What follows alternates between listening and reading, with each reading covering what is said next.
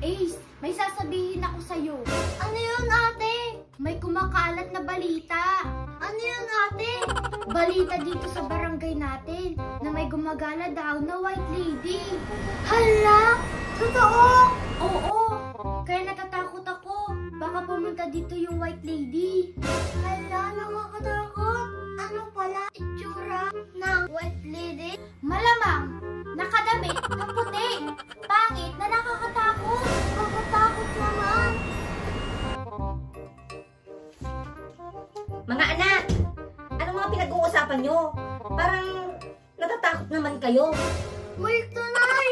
Ha? Multo? Opo, Nay. Multo po. Kaya natatakot po kami. Ha? Papaniwala kayo sa mga multo-multo na yan? Opo, Nay. Balita-balita po kasi dito sa barangay natin na may gumagalang white lady. Ay, ganun ba? O siya, sige. Pag nakita nyo yung multo na yan, yung white lady na yan, bigwasin nyo na ng kahoy para madouble dead. Sige po, Nay. Pag nakita ko yun, Nay, bibigwasin ko talaga yun. Ako din, Nay. Nay, ano pala yung dala mo, Nay? Ah, eto ba? Bagong damit. Regalo nila sa akin. Ay, sana all! O siya.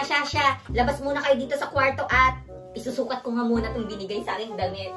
Sige po, Nay.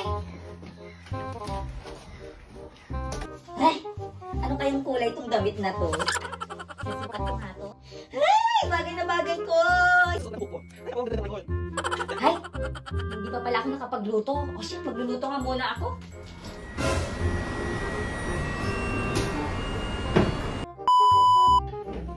Ace! Bakit, ate? Nauuhaw ako. Anong gagawin ko?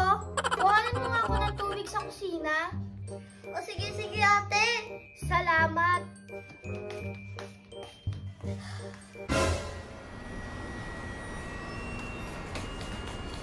Ate! Oh, asan yung tubig ko?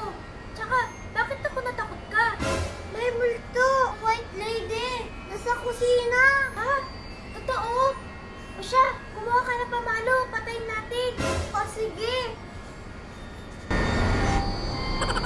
Ay, siya. Oo nga, white lady.